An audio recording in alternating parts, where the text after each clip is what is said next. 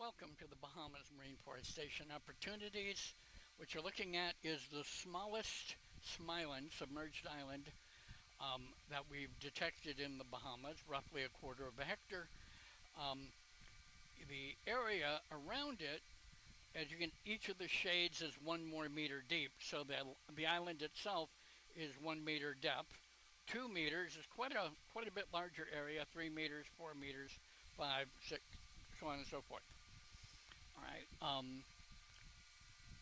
This would be the second smallest smiland, and as you can see, a fairly large area around it, under a couple of meters. Third smallest. Now I'm going to start going through these pretty fast because there's over 500 of these, and so we're starting with the smallest and working our way up.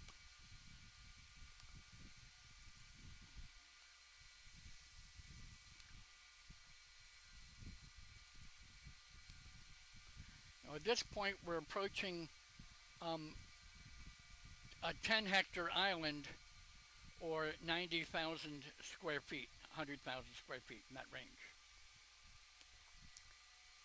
And you can see a lot of times the 2 meter deep is much twice the area, or even much more the area of the 1 meter deep.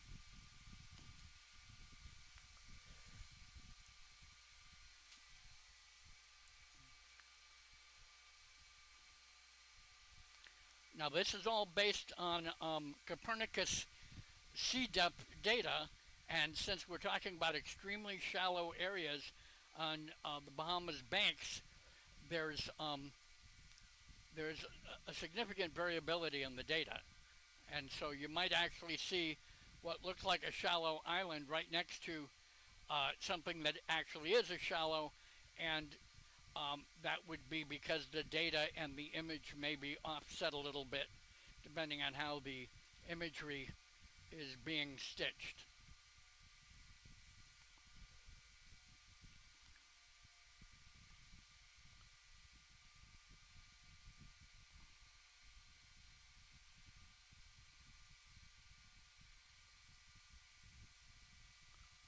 Now this smiland is right at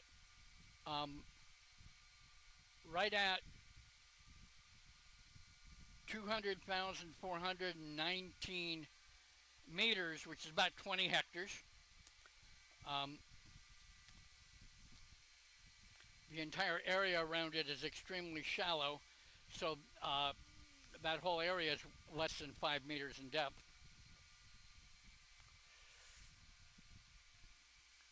This one here, you can see the shades of blue going down as the depth gets deep around that island, or smiland, submerged island.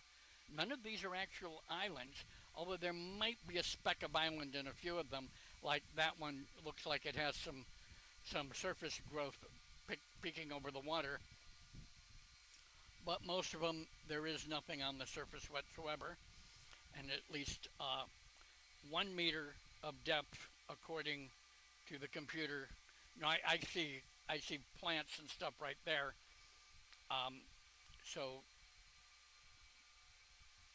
And I would expect that the submerged islands that have some land or plants, they may be under some kind of conservation or something like that.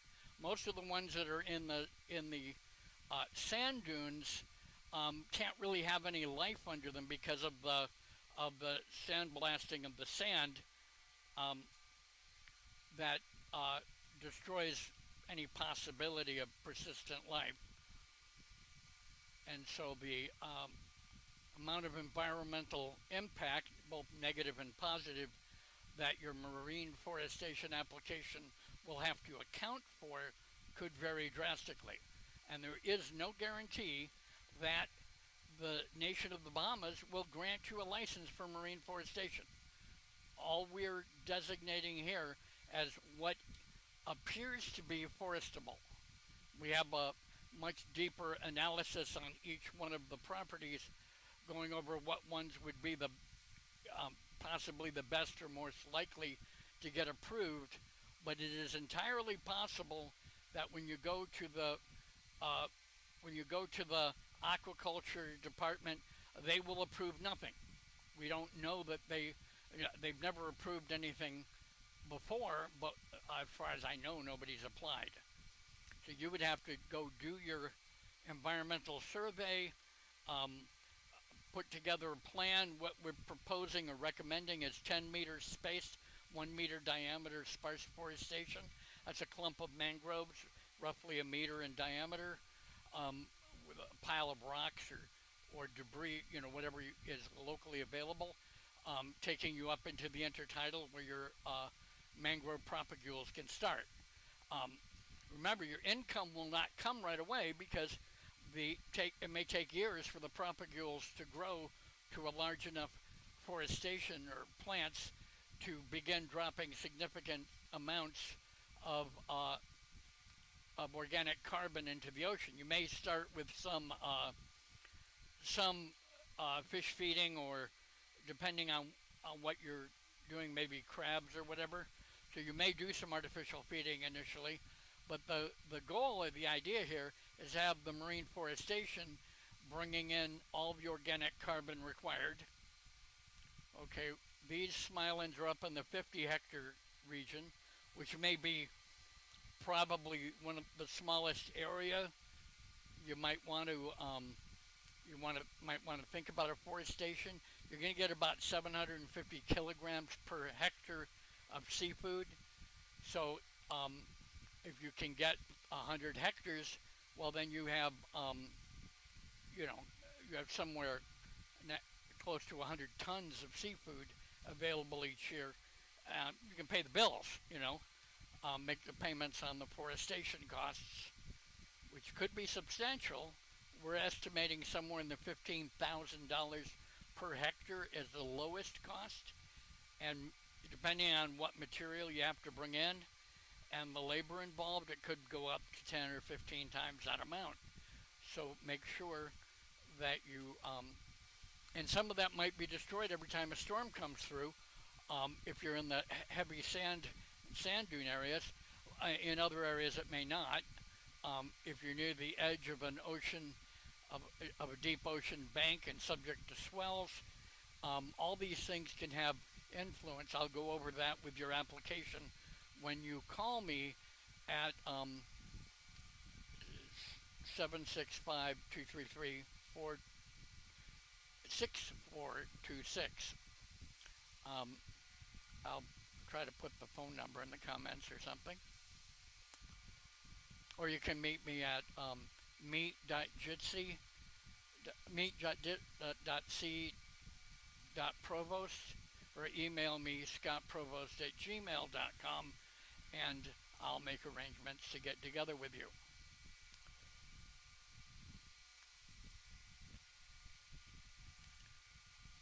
Our initial consultation is extremely cheap, but it's not free. Um, you don't need to consult with us at all if you don't want to, but whatever help I can offer will be at a very low cost. We are a not-for-profit organization, and help people that have.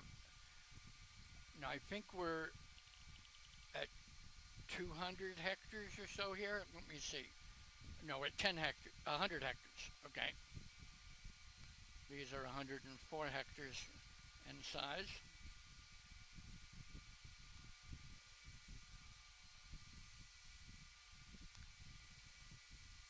Now I've scanned each one of these myself, although it is subject to the quality of the data. It's not that easy to get depth data from a satellite in orbit, particularly when you're splitting hairs about a couple feet of sea depth, and atmospheric conditions, tides, things like that can have a significant impact. A lot of these areas experience less tide than the ocean at large around them because of all the shallows. It takes water time to go in and out during the tides. So some of these areas are more tidally pumped than others. But they all have access to fresh seawater at all times, So we do not expect any nutrient deprivation at any of these locations as far as the nutrients that come from the ocean seawater.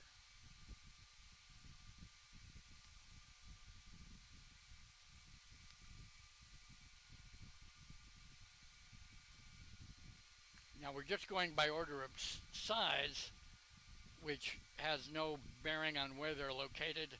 If you are interested in a particular region of the Bahamas, just let me know, and I will get you a list of what's there. Let me know what size area you're looking for. Remember, the Bahamas is probably, the country's probably going to look for $15,000 per hectare upfront fee or something like that, plus whatever the cost of any surveys and such. All right, the Bahamas is not a charity. They're looking to make revenue for their people. Okay, they want to be less dependent on tourism, and this would allow them to have the bigger portion of their economy be seafood production, wood pulp, and the other products that might be gotten from significant marine forestation.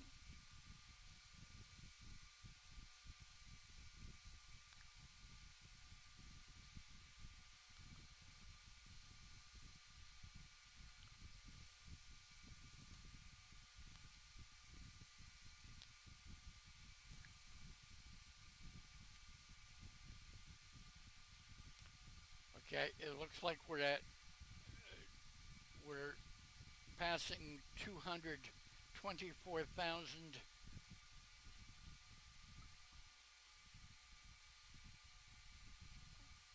2,241,448 meters, which ends up being about 241 hectares.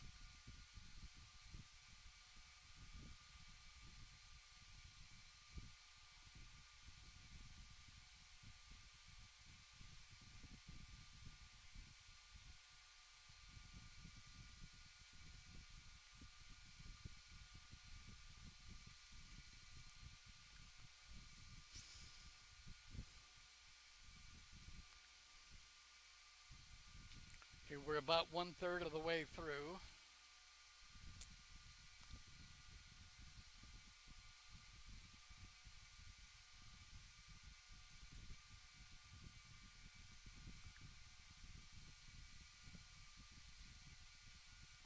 There's a lot of them.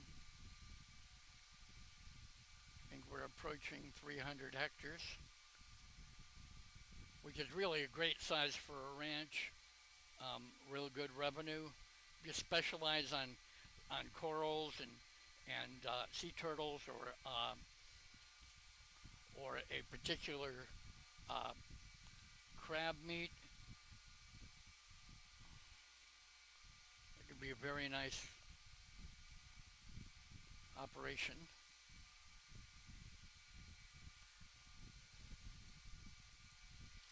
Now we don't know what kind of restrictions there'll be on permanent structures. You may be able to put a hotel in the middle of your marine forest, um, a dwelling community, um, maybe not. The the Bahamas Coast Guard is going to have difficulty getting to many of these locations because of how shallow things are.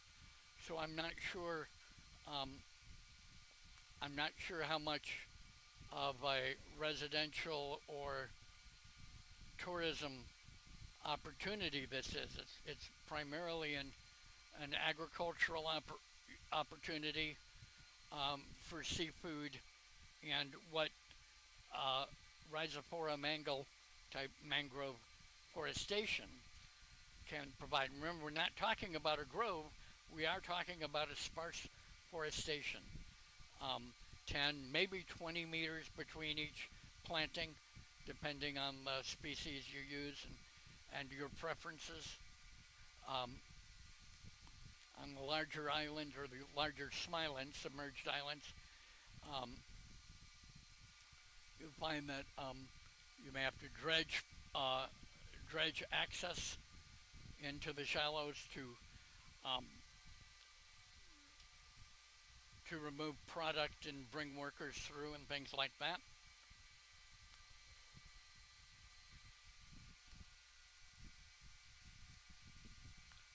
Okay, here we're approaching 500 hectares.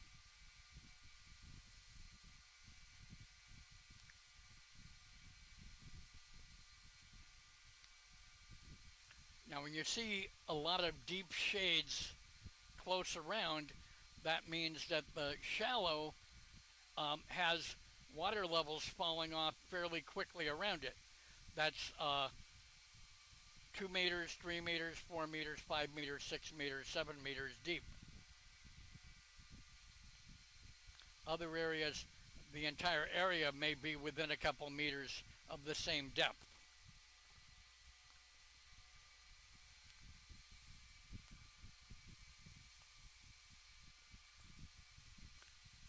In some cases, you could actually, at low tide, walk from one island to another, one smiland to another, um, in just a couple meters of water. In other cases, it may become fairly deep fairly quickly.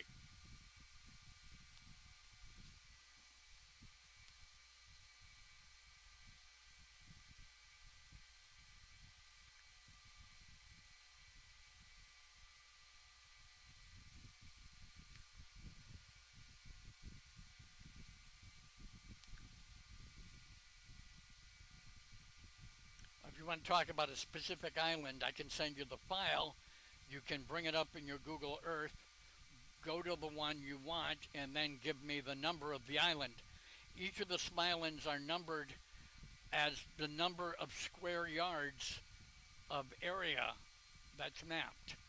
And so there are no two that are identically the same number of square yards, so that's a convenient way to identify them. These submerged islands are in the Bahamas, so they will, and they're mapped to the 1 meter level, the line that you see, and so they'll be called the number of meters BS1 is the designation for each of these smilands.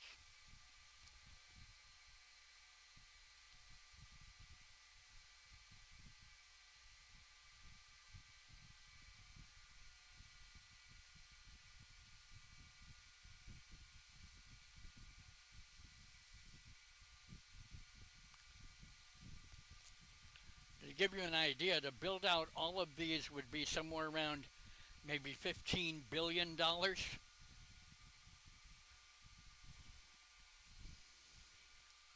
Um, and the total carbon sequestration would be between 1 and 4 gigatons of carbon per year. You can see how doing 15 or 20 million hectares around the world of coastlines and shallows could easily absorb more carbon than all of the oil and gas we're burning today. Unfortunately, since we've done so much deforestation, if we don't do at the very least a couple million hectares of marine forestation, even if we stopped using all oil and gas today, we've deforested enough that the planet would not come back into carbon balance. It would continue to go up in CO2 level. We've passed the tipping point where things like permafrost and such like that will absolutely drive us to a we call a global thermal maximum, similar to the PTEM of 60 some odd million years ago. So if we want to avoid that, we will need to do way more than just this forestation in the Bahamas. But bear in mind that it may be possible to forest up to the 3 meter level, which case that more than doubles the area in the Bahamas we could do.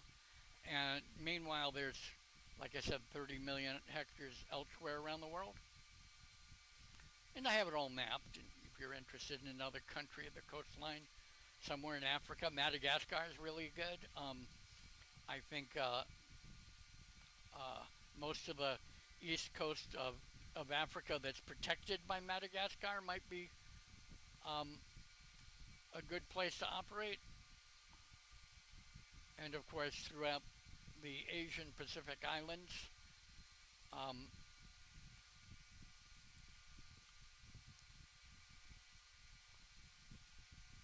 the African islands are good in the Indian Ocean. The British Indian Ocean territories, if you can get the British government and the U.S. whenever they're done with their military base there, seems to me it's probably going to be a little obsolete in a bit. So who knows? But you've got Mauritius, you've got Seychelles, you've got literally all over the world. And everywhere you bring marine forestation, you bring organic carbon into the ocean. When you do that, the seafood consumes it. Now that carbon, even if it rots and becomes a carbonate of some sort, it generally never turns back into CO2 in the atmosphere.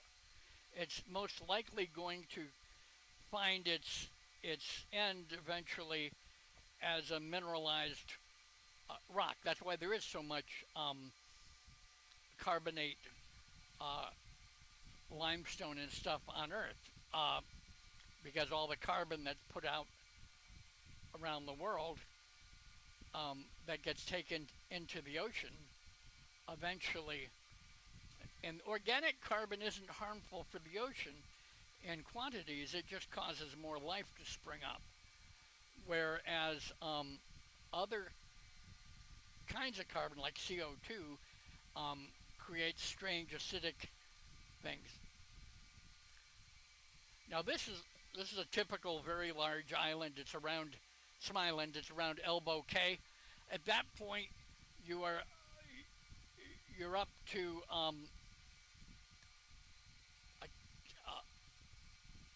105 million square feet. Um, so we're in the 10,000 hectares, something like that. Um,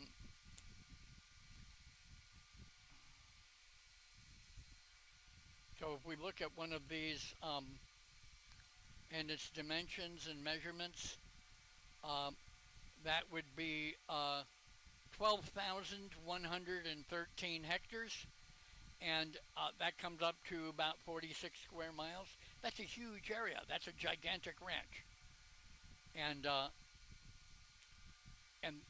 that's not even the biggest.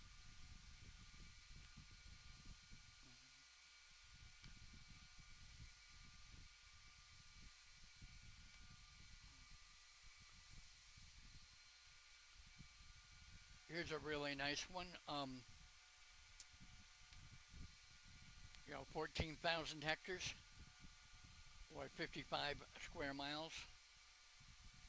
If you think in the terms of acres, it's about 35,000 acres.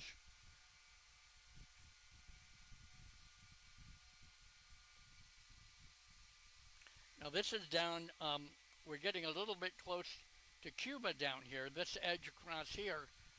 Uh, but this smile end would be 16,000 hectares, 62 square miles. Um, Very nice size marine forestation. Plenty south or closer to the equator, so you should be able to get really good productivity. Now you do have exposure to open sea here, but that exposure to open sea is mitigated by the island of Cuba that's here, which may also be a good source for employees, workers, and maybe a place to sell your product as well.